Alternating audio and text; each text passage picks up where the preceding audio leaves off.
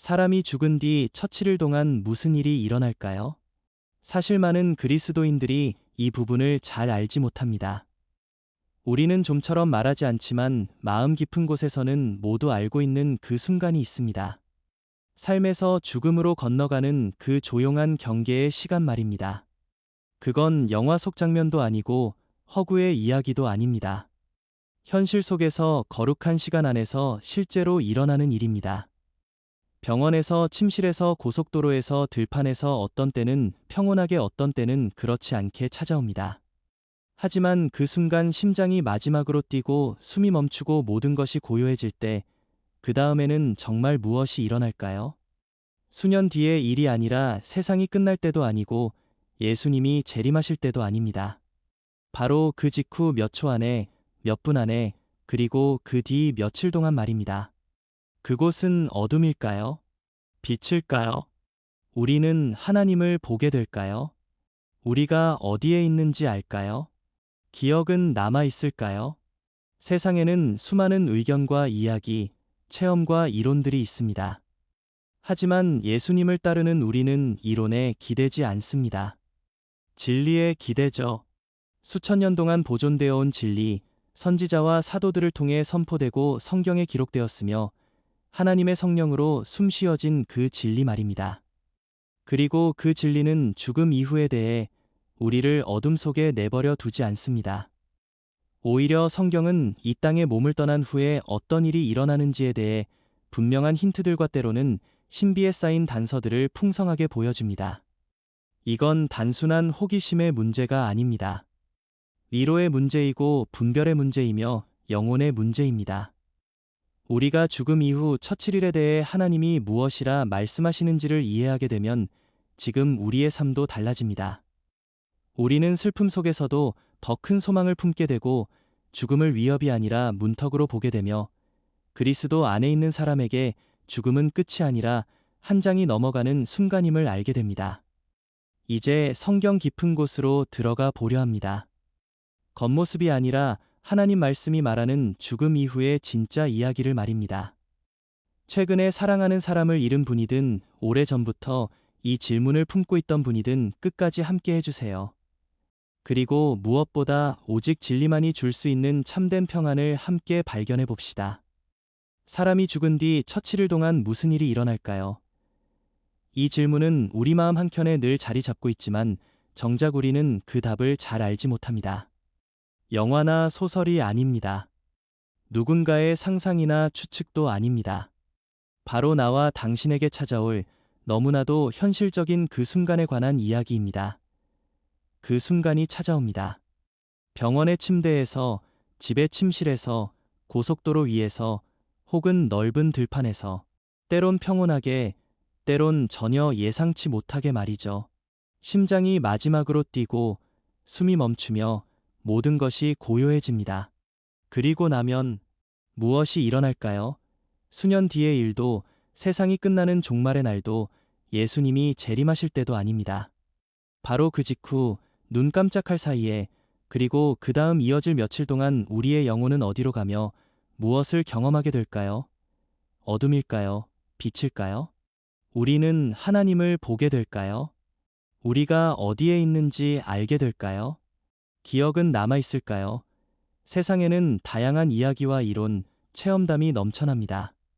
하지만 예수님을 따르는 우리는 이론에 기대지 않습니다. 우리가 기대는 것은 오직 진리입니다. 수천 년 동안 지켜져 온 하나님께서 선지자들과 사도들을 통해 말씀하시고 성경 속에 기록하신 하나님의 성령으로 살아 숨쉬는 그 진리 말입니다. 그 진리는 우리를 어둠 속에 방치하지 않습니다.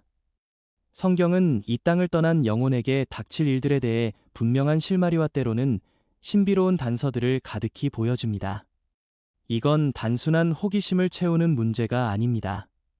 이는 위로의 문제이자 분별의 문제이며 우리 영혼의 운명을 결정하는 가장 심오한 질문입니다. 우리가 죽음 이후 처칠일 동안 하나님께서 무엇이라고 말씀하시는지를 이해할 때 지금 이 땅에서의 우리 삶의 모습도 바뀝니다. 슬픔 속에서 더 큰 소망을 품게 되죠. 죽음을 두려운 위협이 아니라 한 문턱으로 보게 됩니다. 그리고 그리스도 안에 있는 우리에게 죽음은 끝이 아니라 새로운 장이 펼쳐지는 순간임을 알게 됩니다. 지금부터 우리는 성경의 깊은 곳으로 들어가려 합니다. 단순한 겉모습이 아니라 하나님의 말씀이 직접 증언하는 죽음 이후의 실제 이야기를 들여다보려 합니다. 최근에 사랑하는 이를 떠나보낸 분이든 오랫동안 이 질문을 품어왔던 분이든 끝까지 함께 해주세요. 그리고 무엇보다 오직 진리만이 줄 수 있는 참된 평안을 우리 함께 발견해 보아요. 첫 번째 순간, 죽음의 순간. 영혼이 몸을 떠나는 그 찰나의 시간, 이 일은 순식간에 일어납니다. 한 번의 숨. 그리고 그 다음은 없습니다. 곁에 있는 사람들에게는 모든 것이 멈춘 것처럼 느껴질지 모릅니다. 하지만 보이지 않는 세계, 성경이 자주 말하는 그 영역에서는 오히려 모든 것이 갑자기 움직이기 시작하죠. 전도서 12장 7절은 이렇게 말합니다. 흙은 여전히 땅으로 돌아가고 영은 그것을 주신 하나님께로 돌아간다. 이건 시적인 표현이 아닙니다. 현실입니다. 인간의 몸, 흙으로 만들어진 이 육체는 다시 흙으로 돌아가기 시작합니다. 하지만 하나님께서 직접 불어넣으신 그 생명의 호흡, 우리의 영은 사라지지 않습니다. 그 영은 그것을 주신 분께로 돌아갑니다. 이 순간이 바로 분리의 순간입니다. 영혼과 육체가 갈라지는 순간이죠. 피곤해지고 아프고 늙고 깨질 수 있었던 이 육체는 남겨지고 영원하고 의식 있는 존재인 영혼은 즉시 영적 세계로 들어갑니다. 지연도 없고 대기 시간도 없으며 깊은 잠에 빠지는 것도 아닙니다. 성경은 영혼의 잠을 가르치지 않습니다. 의식 있는 상태를 가르칩니다. 십자가 위에서 예수님을 떠올려 보세요. 죽음을 맞이하시며 이렇게 기도하셨죠. 아버지여, 내 영혼을 아버지 손에 부탁하나이다. 이건 상징적인 말이 아니었습니다. 실제로 예수님의 영이 몸을 떠나 아버지께로 가신 것입니다. 또 누가복음 16장에서 예수님이 말씀하신 부자와 나사로의 비유를 보세요. 두 사람 모두 죽었고 즉시 자신이 있는 곳을 인식합니다. 나사로는 위로를 받았고 부자는 고통 가운데 있었습니다. 둘 다 자신의 삶을 기억했고 생각했고 느꼈고 말까지 했습니다. 그건 잠이 아닙니다. 의식입니다. 그래서 죽음의 순간 영혼은 멈추지 않습니다. 공중에 떠 있지도 않고 어디에 머물며 기다리지도 않습니다. 영적 세계는 쉬지 않기 때문입니다. 그리스도 안에 있는 사람에게 이 순간은 거룩한 순간입니다. 고통은 사라지고 두려움은 사라지며 이 땅의 무거움은 모두 벗겨집니다. 그리고 우리는 처음으로 영적인 눈으로 보게 됩니다. 이것은 끝이 아니라 이전보다 훨씬 더 실제적인 삶의 시작임을 말이죠. 그리고 그 순간 하나님은 우리를 혼자 두지 않으십니다. 천상의 내비게이션 정도가 아닙니다. 단순한 길잡이나 희미한 빛도 아닙니다. 그것은 하늘 법정으로부터 파견된 개인적인 호의입니다. 성경 전체를 보면 천사들은 하나님의 계획 속에서 늘 적극적으로 움직이는 존재로 등장합니다. 메시지를 전하고 하나님의 백성을 보호하며 하늘의 영역에서 영적인 전쟁을 수행합니다. 그리고 죽음의 순간에도 그들은 사라지지 않습니다. 바로 그 자리에 있습니다. 그리스도 안에 있는 사람을 위한 하나님의 사랑의 준비 속에 천사들은 분명히 포함되어 있습니다. 이 순간은 영광의 순간입니다. 영혼은 목적 없이 떠다니지 않습니다. 존귀하게, 조심스럽게 분명한 목적을 가지고 들려 옮겨집니다. 마치 하늘이 이렇게 말하는 것처럼요. 우리는 오래전부터 당신을 기다리고 있었습니다. 하지만 그와 완전히 대조되는 장면도 있습니다. 누가복음 16장을 보면 의로운 사람만이 천사들에 의해 옮겨졌다고 기록됩니다. 자기만을 위해 살았고 하나님을 외면했던 부자는 그저 죽었고 곧바로 고통 가운데 있는 자신을 발견합니다. 천사의 호의도 인도도 없습니다. 그저 모든 선한 것으로부터 갑작스럽고 날카로운 단절뿐입니다. 이것은 우리에게 매우 엄중한 사실을 말해줍니다. 모든 영혼이 죽음 앞에서 같은 대우를 받는 것은 아닙니다. 그러나 그리스도 안에 있는 사람들, 자신의 삶을 그분께 맡긴 사람들에게는 하늘의 환영위원회가 기다리고 있습니다. 그리고 영혼 속에서 그들이 처음 마주하게 될 얼굴은 낯선 존재들이 아닙니다. 그들은 이미 평생 동안 우리를 지켜보아왔던 빛나고 거룩한 존재들입니다. 상상해보세요. 죽음의 순간을 추락이 아니라 들림으로, 혼란이 아니라 완벽한 질서로 경험하는 모습을 천사들이 당신을 아울깁니다. 그것은 당신이 자격이 있어서가 아니라 당신이 그분의 것이기 때문입니다. 그렇다면 그들은 우리를 어디로 데려갈까요? 이제 성경에서 가장 분명하게 말하는 구분으로 들어가 보겠습니다. 가장 큰 분기점, 낙원과 하데스, 영혼은 안개 속으로 사라지지 않습니다. 그저 쉬는 상태로 들어가지도 않고 다시 태어나지도 않으며 이 땅을 떠돌지도 않습니다. 성경에 따르면 영혼은 즉시 두 곳 중 하나로 들어갑니다. 낙원 혹은 하데스입니다. 이것은 예수님께서 사후 세계에 대해 가르치신 가장 분명한 진리 중 하나입니다. 예수님은 누가복음 16장에서 나사로와 부자의 이야기를 통해 이를 설명하십니다. 죽음 이후 나사로는 아브라함의 품에서 위로를 받습니다. 이 표현은 유대적 이해에서 의로운 자들이 머무는 평안과 안식의 장소, 곧 낙원을 의미합니다. 반면 부자는 하데스에서 눈을 뜹니다. 하나님과 분리된 고통의 장소입니다. 그리고 흥미로운 사실이 있습니다. 두 사람 모두 의식이 있습니다. 주변을 인식하고 과거를 기억하며 보고, 느끼고, 말할 수 있습니다. 하지만 그 경험은 완전히 다릅니다. 나사로는 위로를 받습니다. 믿음의 조상 아브라함과 함께 안전한 곳에 있습니다. 부자는 고통 가운데 있습니다. 물을 구걸하고 자신의 가족에게 경고해 달라고 호소합니다. 그는 자신이 어디에 있는지 혼란스러워하지 않습니다. 너무나도 분명히 알고 있습니다. 예수님은 그들 사이에 건널 수 없는 큰 간극, 큰 구렁이 있다고 말씀하십니다. 이 말의 의미는 분명합니다. 영혼의 방향은 죽은 후에 결정되는 것이 아닙니다. 죽기 전에 이미 결정됩니다. 그리고 한 가지 분명히 해야 할 것이 있습니다. 낙원과 하데스는 요한계시록에 등장하는 최종적인 새 하늘과 새 땅, 혹은 불못이 아닙니다. 그것들은 부활과 최후의 심판 이후에 옵니다. 하지만 이 두 장소는 죽음 직후에 들어가는 아주 실제적이고 활동적이며 완전히 경험되는 상태입니다. 예수님이 십자가에 달리셨을 때 옆에 있던 강도 중 한 사람이 믿음으로 외쳤습니다. 예수님, 당신의 나라에 임하실 때 저를 기억해 주세요.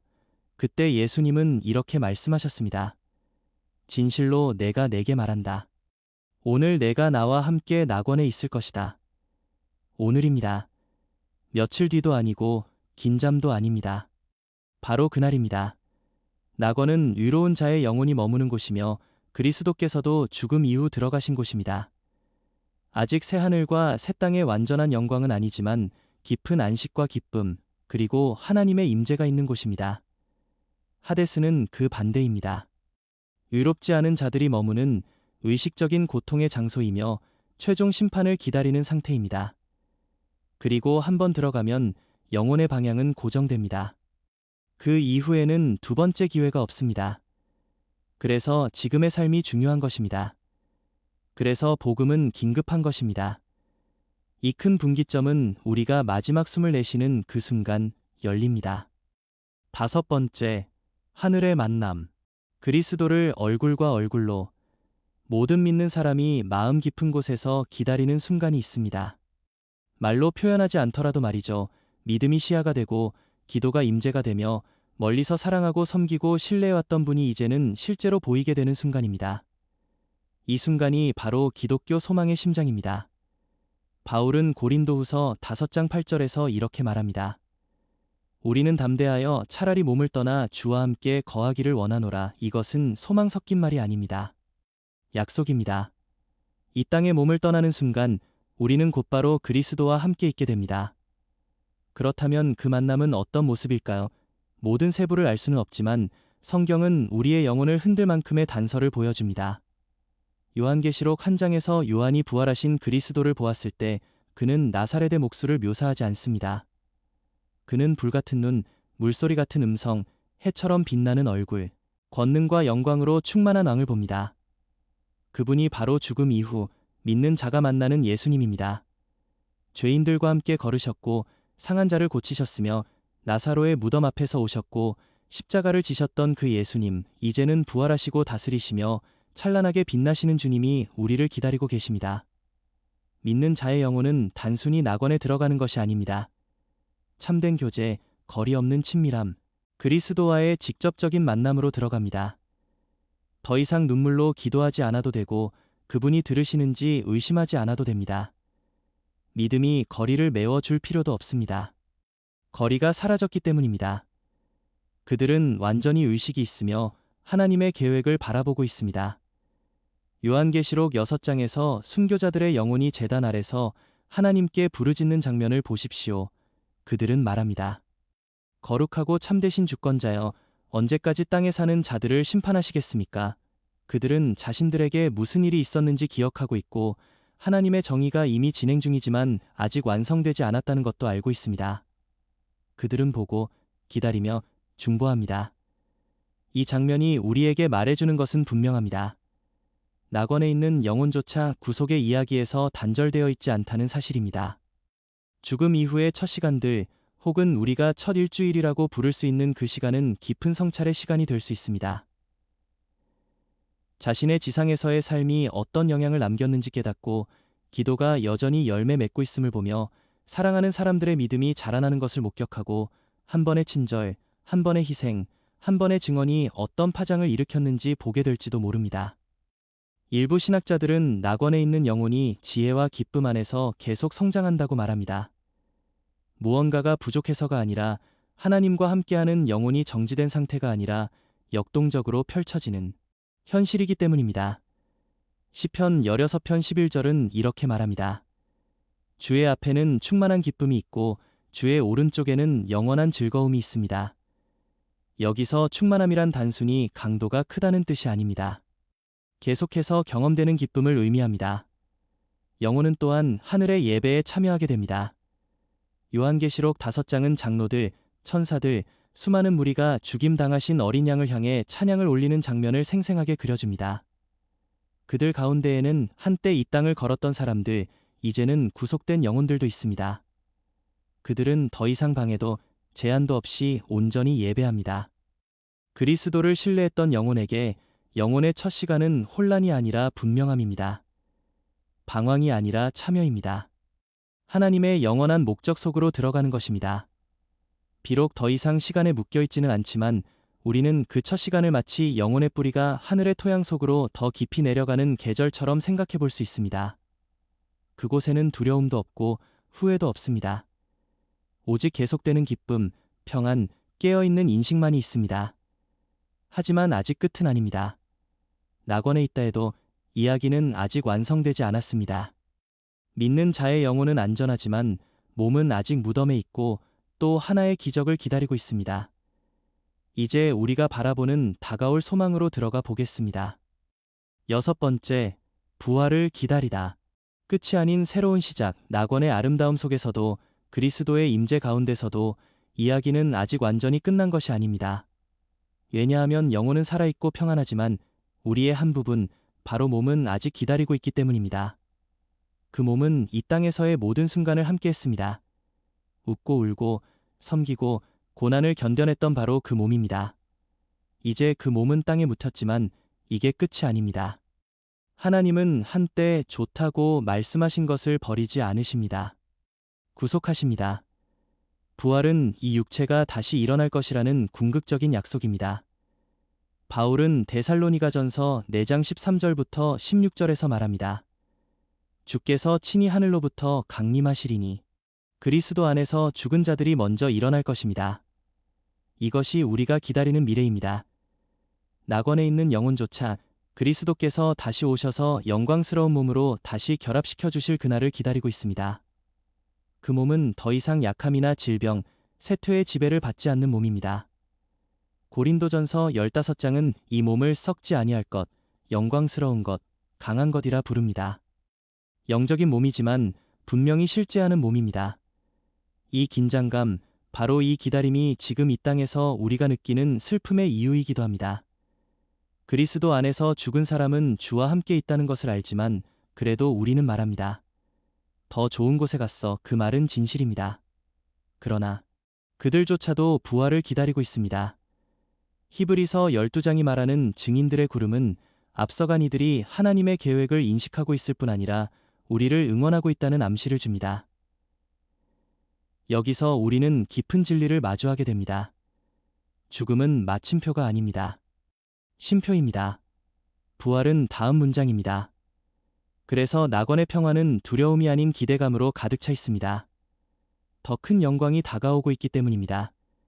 예수님의 재림, 죽은 자들의 부활, 영혼과 몸의 재결합, 새하늘과 새 땅의 시작. 그런데 이 모든 이야기 속에서 한 가지 중요한 질문이 남습니다. 남겨진 사람들은 어떻게 될까요? 이 위대한 소망이 지금, 여기, 슬픔 가운데 있는 우리에게 어떤 의미일까요? 7번째, 남겨진 자들. 그리고 우리가 지금 서 있는 자리, 믿는 자의 영혼이 영광으로 들어갈 때 이 땅에 남은 사람들은 침묵과 질문, 그리고 깊은 슬픔 속에 서게 됩니다. 비어있는 의자, 다시 들을 수 없는 목소리, 예상치 못한 순간에 밀려오는 그리움. 죽음은 삶과 영혼 사이뿐 아니라 떠난 이들과 남은 이들 사이에도 깊은 간극을 만듭니다. 하지만 성경은 이 고통을 외면하지 않습니다. 시편 34편 18절은 말합니다. 여호와는 마음이 상한 자에게 가까이 하시고 영이 상한 자를 구원하신다. 이것은 시적인 표현이 아니라 하나님의 약속입니다. 하나님은 슬퍼하는 자에게 가까이 오십니다. 슬픔을 부끄럽게 여기지 않으시고 서두르게 하지 않으시며 그 자리에 함께 앉아 계십니다. 요한복음 11장에서 나사로가 죽었을 때 예수님은 그를 살리실 것을 아셨습니다. 그럼에도 불구하고 예수님은 오셨고 함께 슬퍼하셨습니다. 왜일까요?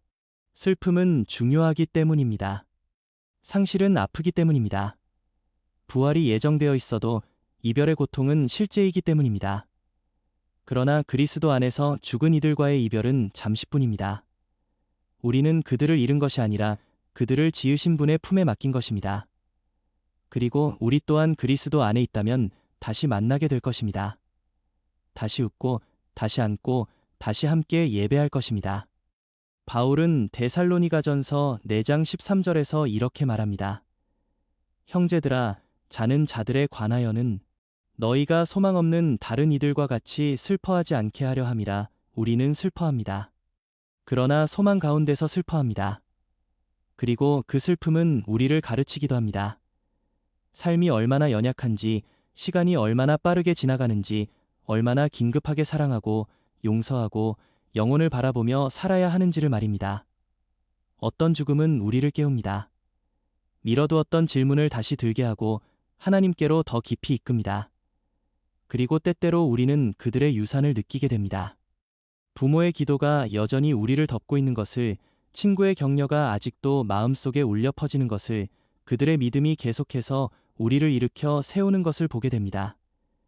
그리스도 안에서 죽은 사람의 이야기는 끝나지 않습니다. 확장됩니다. 그들의 영향력은 이 땅을 떠났다고 해서 사라지지 않습니다. 오히려 그들이 누리는 평안과 기쁨이 우리에게 남겨진 위로와 소망이 되어 우리 자신의 여정을 더 담대하게 걸어가도록 만듭니다. 그러므로 지금 슬픔 가운데 계신다면 이렇게 기억하십시오. 당신의 눈물은 하나님 보시기에 소중합니다. 당신의 그리움은 사랑의 증거입니다. 그리고 그 사랑은 하나님의 약속 안에서 영원히 낭비되지 않을 것입니다. 우리는 소망으로 그들을 떠나보냅니다. 우리도 그 소망으로 살아갑니다.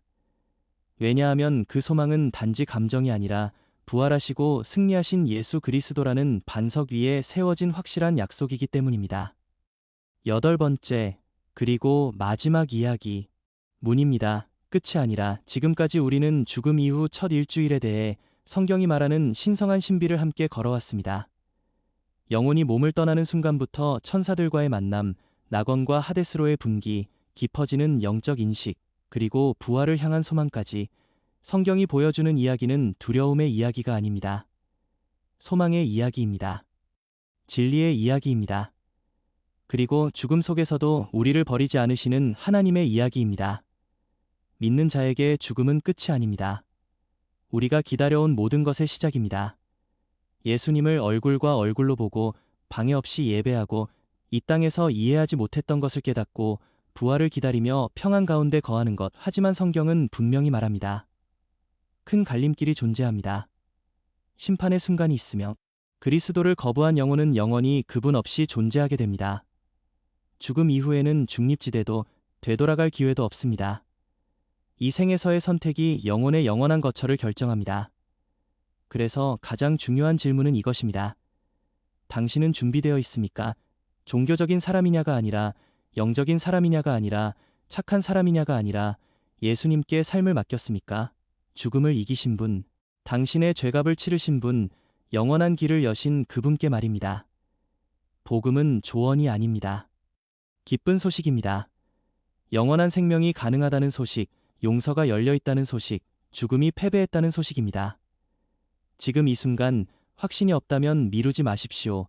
모든 답을 알 필요도, 자신을 먼저 고칠 필요도, 하나님의 사랑을 벌 필요도 없습니다. 그냥 지금 오십시오. 예수님, 저는 당신을 믿습니다. 제가 당신이 필요합니다. 제 죄에서 돌아서 당신이 하신 일을 신뢰합니다. 저의 구주가 되어주세요. 저의 주님이 되어주세요. 이것이 당신 마음의 외침이라면 당신의 영혼은 이미 바뀌었습니다. 죽음의 순간은 두려움의 시작이 아니라 그리스도와 함께하는 영혼의 새로운 시작이 될 것입니다. 그리고 이미 예수님께 라고 말한 분들에게 이 말씀을 격려로 받으십시오. 영혼을 바라보며 살고 당신의 영혼이 안전하다는 평안 속에서 걷고 소망 가운데 슬퍼하며 사랑을 미루지 마십시오. 그리고 언젠가 들게 될 그 음성을 바라보며 살아가십시오. 잘하였다. 착하고 충성된 종아. 내 주인의 기쁨에 참여하라. 죽음은 끝이 아닙니다. 그저 문일 뿐입니다. 그리고 그 문 너머에는 그리스도 안에 있는 자들을 위한 영광이 기다리고 있습니다. 이제 우리 이야기는 마지막 문장에 도달했습니다. 지금까지 함께한 모든 이야기, 모든 질문, 모든 소망의 목적지는 결국 하나입니다. 그것은 바로 지금, 이 순간, 당신이 서 있는 이곳에서 시작됩니다. 죽음 이후의 첫 일주일은 미래의 일이지만 그 미래는 오늘 당신의 마음이 어디에 있는지에 따라 결정됩니다. 영혼의 여정은 마지막 숨을 내쉴 때 시작되는 것이 아니라 지금 그리스도를 마음의 주인으로 영접하는 순간부터 시작됩니다. 당신이 지금 듣고 있는 이 목소리, 당신이 지금 느끼고 있는 이 마음의 동요는 결코 우연이 아닙니다. 하나님께서 당신을 사랑하시고 당신을 영원한 평안과 생명으로 부르시는 초대의 손길입니다. 두려워하지 마십시오. 의심하지 마십시오. 단순히 이렇게 말하십시오. 예수님, 저는 당신이 저의 죄를 위해 죽으시고 부활하신 구주이심을 믿습니다. 지금 여기서 저의 삶을 당신께 드립니다. 제 주인이 되어주시고 영원한 생명으로 인도해 주소서. 이 간단한 기도가 진실한 마음에서 나온 것이라면 당신은 이미 영원한 생명을 소유한 자입니다. 죽음은 당신에게 더 이상 미지의 세계가 아니라 당신의 구주이자 가장 친밀한 친구이신 예수님께로 가는 문이 될 것입니다. 이제 이야기를 마칩니다. 하지만 당신의 이야기는 지금부터 새로운 시작을 맞이할 것입니다. 진리 안에 거하는 평안과 죽음 너머를 내다보는 담대한 소망이 당신과 함께하기를 빕니다. 감사합니다.